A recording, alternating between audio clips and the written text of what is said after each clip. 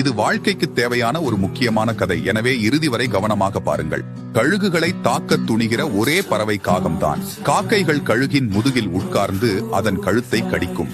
ஆனால் கழுகு எந்த விதத்திலும் பதிலளிக்காது. காகத்துடன் சண்டையும் போடாது. அவர் காகத்திற்காக தனது நேரத்தையும் சக்தியையும் செலவிடுவதில்லை. மாற்றாக தனது சிறகுகளை விரித்து வானத்தை நோக்கி மேலே பறக்க தொடங்கிவிடும்.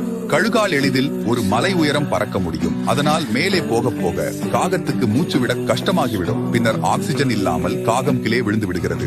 கழுகிடமிருந்து நாம் கற்றுக்கொள்ள வேண்டியது என்னவென்றால், உங்களை வீழ்த்த முயற்சிப்பவர்களுக்காக உங்கள் நேரத்தை வீணாக்காதீர்கள். அதற்கு பதிலாக முன்னோக்கி நகர்ந்து உங்கள் இலக்குகளில் கவனம் செலுத்துங்கள். உங்களை திசை திருப்ப அல்லது தடுக்க முயற்சிக்கும் நபர்கள் நீங்கள் உயரும் போது தாங்களாகவே விழுந்து விடுவார்கள். எனவே கடினமாக உழைத்துக் கொண்டே இருங்கள். நீங்கள் எப்போதும் விரும்பிய வெற்றியை அடைவீர்கள்.